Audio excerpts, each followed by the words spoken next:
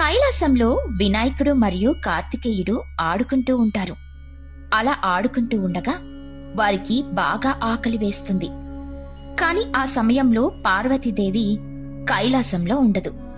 మహాశివుడేమో పూర్తిగా ధ్యానంలో నిమగ్నమై ఉంటారు. కార్తికేయ, నాకు బాగా ఆకలి వేస్తుంది. నీక్కూడా ఆకలి వేస్తుందా?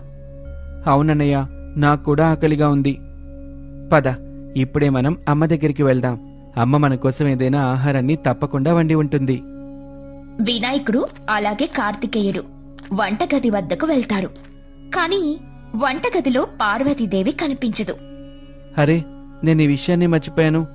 నిన్నే కదా అమ్మ భూలోకంలో ఉన్న తన భక్తుల చేత పూజలు అందుకోవడానికి వెళ్ళింది. అవునన్నయ్య, నేను కూడా ఆకల్లో పడి ఈ విషయాన్ని మర్చిపోయాను. పద, నాన్నగారు ఏం చేస్తున్నారో చూద్దాం అంటూ వినాయకుడు మరియు కార్తికేయుడు మహాశివుని వద్దకు వెళ్తారు. మహాశివుడేమో పూర్తిగా ధ్యానంలో నిమగ్నమై ఉంటారు.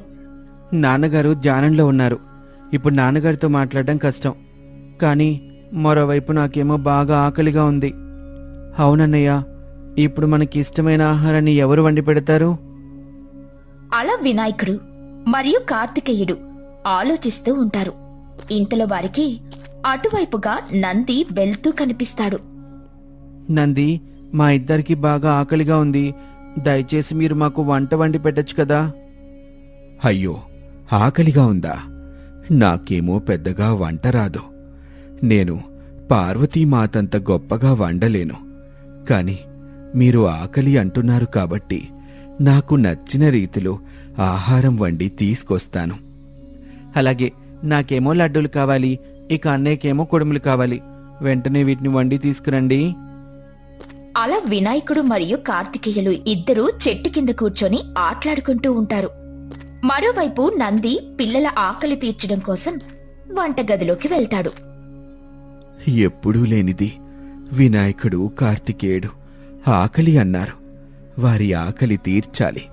పార్వతీమాతని తలుచుకొని ఎలాగోలా వంట చేస్తాను అనుకుంటూ నంది వంటలు వండుతూ ఉంటాడు. నంది ఎంతో కష్టపడి వినాయకుని కోసం కుడుముల్ని తయారు చేస్తాడు. అలాగే కార్తికేయుని కోసం లడ్డూలను తయారు చేస్తాడు. అతను తయారు చేసిన వంటలన్నిటినీ ఒక పళ్ళెంలో పెట్టుకుని వినాయకుడు మరియు కార్తికేయుని వద్దకు తీసుకుని వెళ్తాడు. మీరు అడిగిన వంటల్ని నేను తయారు చేశాను. కాస్త రుచి చూసి చెప్పండి ఎలా ఉందో. అలా నంది అడగడంతో వినాయకుడేమో కుడుముల్ని రుచి చూస్తాడు. కార్తికేయునేమో లడ్డూలను రుచి చూస్తాడు. అరే, ఈ లడ్డూలేమీ రుచిగా లేవు. అమ్మ ఎంతో బాగా తయారు చేస్తుంది. నాకైతే ఏమీ నచ్చలేదు. అవునవును, నాకు కూడా ఈ కుడుములేమీ నచ్చలేదు. ఎవరైనా ఇలా తయారు చేస్తారా? అమ్మ అయితే ఎంతో బాగా తయారు చేసేది. నేను మీకు ముందుగానే చెప్పాను, నేను పార్వతీమాత కంటే గొప్పగా వండలేను అని. నాకసలు వంట చేత కాదు. అయినా మీరు ఆకలి అంటున్నారని తయారు చేశాను. మేం వీటిని తినలేం. కానీ మాకేమో ఆకలిగా ఉంది. అమ్మ లేని సమయంలో మా ఆకలి తీర్చే బాధ్యత మీదే కదా. అందుకే మళ్ళీ వెళ్ళి లడ్డూలు, కుడుములు తయారు చేసి తీసుకురండి. అలా వినాయకుడు నందితో చెబుతాడు. పాపం నంది ఏమీ చేయలేక మరలా వంటగదిలోకి వెళ్తాడు. వంటగదిలోకి వెళ్లి వంట చేయడం మొదలు పెడతాడు. ఈసారి ఎలా అయినా నేను తయారు చేసే ఈ ఆహార పదార్థాలు వినాయకునికి, కార్తికేయునికి నచ్చాలి అని అనుకుంటూ లడ్డూలను అలాగే కుడుములను తయారు చేస్తాడు. వాటన్నిటినీ మళ్లీ ఒక పళ్ళెంలో పెట్టుకుని వారి ముందుకు తీసుకుని వెళ్తాడు. ఈసారి రుచి చూడండి. నేనీసారి ఎంతో జాగ్రత్తతో వీటిని తయారు చేశాను. ఈసారి తయారు చేసిన ఈ ఆహార పదార్థాలు మీకు తప్పకుండా నచ్చవచ్చు. అలా నంది తాను తయారు చేసిన ఆహార పదార్థాలను కార్తికేయునికి అలాగే వినాయకునికి అందిస్తాడు. ఇద్దరు ఆహార పదార్థాలను రుచి చూసి ఇలా అంటారు. వీటికంటే ముందు చేసిన కుడుములే బాగున్నాయి. ఇది అస్సలు బాగోలేదు. అవునన్నయ్య, మీరు చెప్తున్నది ముమ్మాటికి నిజం. ఈ లడ్డూలు కూడా రుచిగా లేవు. ఏంటో మన ఆకలి తీర్చడానికి ఎవ్వరూ లేరు. అలా వినాయకుడు మరియు కార్తికేయుడు మాట్లాడుకుంటూ ఉంటారు. ఇంతలో పార్వతీదేవి భక్తుడైన ఒక మహర్షి కైలాసానికి వస్తాడు. అతని పేరు అంబాదాసుడు. నంది, పార్వతీమాత ఎక్కడ ఉన్నారు? నేను అమ్మవారి దర్శనం కోసం భూలోకం నుంచి వచ్చాను. అంబదాసా, ప్రస్తుతం అమ్మవారు భూలోకంలోనే ఉన్నారు. భూలోకంలో భక్తుల చేత పూజలందుకుంటున్నారు. అవునా? నాకీ విషయం తెలియలేదు. నేను అమ్మవారి దర్శనం కోసం ఇలా వచ్చాను. అన్నట్టు వినాయకుల వారు, కార్తికేయుల వారు ఎందుకిలా బాధగా కనిపిస్తున్నారు? మాకు బాగా ఆకలిగా ఉంది. మా ఆకలి తీర్చేవారే ఎవరూ లేరు. అయ్యో, ఎవరూ లేకపోవడం ఏమిటి? నేనున్నాను కదా. చెప్పండి, మీకేం కావాలో. నేనిప్పుడే వంటగదిలోకి వెళ్ళి మీరు కోరిన ఆహార పదార్థాలన్నీ తయారు చేసి తీసుకొస్తాను. నాకేమో కుడుములు కావాలి, ఇంకా కార్తికేయునికేమో లడ్డూలు కావాలి. వెంటనే చేసుకురండి. అలా పిల్లలు కోరడంతో అంబాదాసుడు వంటగదిలోకి వెళ్తాడు. నా తల్లి పుత్రులు ఆకలితో ఉంటే నేనస్సలు తట్టుకోలేను. వెంటనే వారి కోసం ఆహార పదార్థాలు తయారు చేస్తాను అంటూ అంబాదాసుడు ఎంతో శ్రద్ధతో ఆహార పదార్థాలను తయారు చేస్తాడు. వాటిని వినాయకునికి అలాగే కార్తికేయునికి అందిస్తాడు. అరే నంది, నువ్వు తయారు చేసిన ఆహార పదార్థాలే బావున్నాయి. ఇవి అస్సలు రుచిగా లేవు. వీటిని తినటం మా వల్ల కాదు అంటూ ఆహార పదార్థాలను దూరంగా విసిరేస్తారు. కొన్ని లడ్డూలు వెళ్లి ధ్యానం చేస్తూ ఉన్న మహాశివునిపై పడతాయి. అదే సమయానికి పార్వతీదేవి కైలాసానికి వస్తుంది. ఆ సంఘటనని చూసిన పార్వతీదేవికి చాలా కోపం వస్తుంది. ధ్యానం చేస్తూ ఉన్న స్వామివారిపై ఎవరు ఈ ఆహార పదార్థాలను విసిరింది? అలా కోపంగా పార్వతీదేవి అడగడంతో వినాయకుడు మరియు కార్తికేయుడు భయపడిపోతారు. అమ్మా, మేమే ఆ ఆహార పదార్థాలు విసిరాం, కానీ అవి నాన్నగారిపై పడతాయని మేము అస్సలు అనుకోలేదు. అరే, కైలాసమంతా ఆహార పదార్థాలతో నిండిపోయిందేంటి? ఎన్ని ఆహార పదార్థాలు అసలు ఎవరు తయారు చేశారు? అమ్మా, ఈ ఆహార పదార్థాలను నేను, అంబదాసుడు తయారు చేశాం. వీటిని వినాయకుడు, కార్తికేయుల వారి కోసమే చేశాం. కాని వారికి మేము తయారు చేసిన ఆహారం నచ్చలేదు. అందుకే వారు వీటినిలా దూరంగా విసిరేశారు. అవి కైలాసమంతా పడ్డాయి. అలా నంది చెప్పడంతో పార్వతీదేవికి మరి కాస్త కోపం వస్తుంది. పార్వతీదేవి కోపానికి ధ్యానంలో ఉన్న మహాశివునికి కూడా మెలకు వస్తుంది. ఏం జరిగింది? ఏంటి ఆహార పదార్థాలు? కైలాసమంతా ఎందుకు ఆహార పదార్థాలతో నిండిపోయింది? ఇదంతా వినాయకుడు అలాగే కార్తికేయుడే చేశారు స్వామి. మీకసలు బాధ్యత ఉందా? ఆహారం విలువ ఏమిటో మీకు తెలుసా? కేవలం రుచికరమైన ఆహారాలు మాత్రమే తినాలా? మీ ఆకలిని చూసి నంది ఎంతో ప్రేమతో ఆహారాన్ని వండాడు. అవి కూడా మీకు నచ్చలేదు. నా భక్తుడైన అంబాదాసుడు కూడా ఆహారాన్ని వండాడు. అది కూడా మీకు నచ్చలేదు. నచ్చకపోతే పర్వాలేదు. నచ్చలేదని ఆహారాన్ని ఇలా వ్యర్థం చేస్తారా? ధ్యానంలో ఉన్న మీ నాన్నగారిపై ఆహార పదార్థాలు విసురుతారా? అంటూ పార్వతీదేవి వినాయకుణ్ణి అలాగే కార్తికేయుణ్ణి తిడుతుంది. ఆహారం వండడం ఎంత కష్టమో మీకు తెలియాలి. నాకు బాగా ఆకలిగా ఉంది. ఎంత ఆకలంటే నేను నా మాటల్లో కూడా చెప్పలేను. మీరే నా ఆకలిని తీర్చాల్సి ఉంటుంది. ఇప్పుడే మీరు వంట వండడం మొదలు పెట్టండి. వినాయక, నువ్వు ఆహార పదార్థాలు వండాలి. కార్తికేయ, నువ్వేమో మాకు సేవలు చెయ్యాలి. అప్పుడే మీకు ఆహారం వండడం అలాగే సేవ చేయడం యొక్క విలువ తెలుస్తుంది. అలా పార్వతీదేవి చెబుతుంది. అంబాదాసుడు పార్వతీదేవి వద్ద ఆశీర్వాదాన్ని తీసుకుని అక్కడి నుండి వెళ్ళి నందేమో కైలాస ద్వారం వద్దకు వెళ్ళిపోతాడు.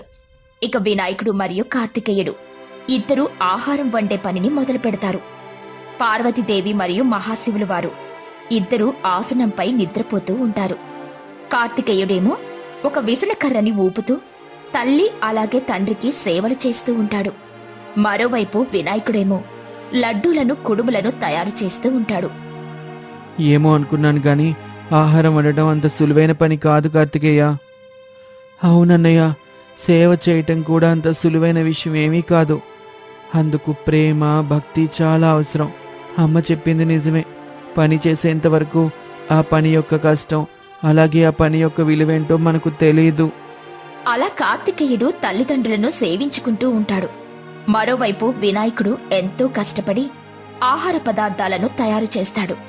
తయారు చేసిన వాటిని తల్లిదండ్రులకు వడ్డిస్తాడు. ఆహార పదార్థాలు రుచిగా ఉంటాయి. అలా వినాయకుడు మరియు కార్తికేయుడు తల్లి యొక్క కోపాన్ని దూరం చేస్తారు. అలాగే ఆకలిని తీరుస్తారు. సేవ మరియు పని యొక్క విశిష్టతని తెలుసుకుంటారు. కైలాసంలో పార్వతీదేవి తన అమూల్యమైన మణి కోసం వెతుకుతూ ఉంటుంది. మరోవైపు వినాయకుడు మరియు కార్తికేయుడు ఆడుకుంటూ ఉంటారు. మహాశివుడేమో ధ్యానంలో కూర్చొని ఉంటాడు. అరే, నా అద్భుతమైన మణి కనిపించడం లేదు. ఇక్కడేగా పెట్టాను, అలా ఎలా మాయమైంది? ఏమిటో, నేను దాచిపెట్టిన వస్తువు కూడా నాకు కనిపించడం లేదు అంటూ పార్వతీదేవి కైలాసంలో ఉన్న అందరి వద్దకు వెళ్లి తన మణి గురించి ఆరా తీస్తూ ఉంటుంది. అలా పార్వతీదేవి ఆడుకుంటూ ఉన్న వినాయకుడు మరియు కార్తికేయుల వద్దకు వెళ్తుంది. ఏంటమ్మా, ఇవాళ చాలా కంగారుగా ఉన్నావు? ఏంటి విషయం? నేను నా పుట్టింటి నుండి నా అత్తారింటికి వస్తూ ఉన్న సమయంలో మా తండ్రి హిమవంతుడు నాకొక అద్భుతమైన మణిని బహుకరించాడు. ఆ మణి ఎంతో ప్రాముఖ్యత చెందినది. ఆ మణి లేకపోతే చాలా ప్రమాదం. ప్రస్తుతం నేను ఆ మణి కోసమే వెతుకుతున్నాను. అవునా? మన కైలాసంలో మనం దాచిపెట్టిన వస్తువులు కనిపించకపోవటమా? చాలా ఆశ్చర్యంగా ఉంది. నువ్వేమీ కంగారు పడకమ్మా. నేను అలాగే తమ్ముడు ఇద్దరం కలిసి ఆ మణిని వెతికే ప్రయత్నం చేస్తాం. అలా ఒకవైపు పార్వతీదేవి మణి కోసం వెతుకుతూ ఉంటుంది. మరోవైపు వినాయకుడు మరియు కార్తికేయుడు కూడా మణి కోసం వెతుకుతూ ఉంటారు. అలా ఎంత వెతుకుతున్నా వారికి ఆ మణి కనిపించదు. నా తండ్రి హిమవంతుడు నాకు ఎంతో ప్రేమతో ఆ మణిని బహుకరించారు. కాని నేను ఎంత అజాగ్రత్త పరురాలినో, ఒక్క చిన్న వస్తువుని కూడా జాగ్రత్తగా దాచిపెట్టలేకపోయాను. అలా పార్వతీదేవి బాధపడడం మొదలుపెడుతుంది. అలా పార్వతీదేవి తన మణిని వెతుక్కుంటూ భూలోకానికి కూడా వెళ్తుంది. ఇంతలో మహాశివుడు తన తపస్సు నుండి బయటికొస్తాడు. పార్వతీ, పార్వతీ, నాన్నా, అమ్మ ప్రస్తుతం కైలాసంలో లేదు. తాతయ్య గారిచ్చిన మణిని వెతుక్కుంటూ వెళ్లారు. బహుశా భూలోకానికి వెళ్ళుంటారు. నేనిప్పుడే వెళ్ళి పార్వతిని నా వెంట తీసుకొస్తాను. అలా మహాశివుడు పార్వతీదేవిని వెతుక్కుంటూ కైలాసాన్ని విడిచిపెట్టి భూలోకానికి వెళ్తాడు. అలా ఒక గుహలో పార్వతీదేవి మణిని వెతుక్కుంటూ కనిపిస్తుంది. స్వామి, మీరేమిటి ఇక్కడున్నారు? నేను నా తండ్రి నాకు బహుకరించిన అందమైన మణిని వెతుక్కుంటూ ఇలా వచ్చాను. కొన్ని వస్తువులు మన నుండి వెళ్ళిపోవటానికి ఒక బలమైన కారణం ఉంటుంది. నువ్వు ప్రస్తుతం ఆ మణి గురించి ఆలోచించటం మానేసి కైలాసానికి రా. నువ్వు కైలాసానికి యజమానురాలివి. యజమానురాలు లేకపోతే ఇల్లు విలవిల్లాడిపోతుంది. ఆ రకంగానే నువ్వు లేకపోవటంతో కైలాసం చాలా కలని కోల్పోయింది. వెంటనే కైలాసానికి వెళ్దాం పదా. అరే, నేను నా విలువైన వస్తువుని వెతుక్కుంటున్నాను. అలాంటి వస్తువుని విడిచిపెట్టి నేను ఎలా రాగలను? నేను ఎక్కడికి రాను.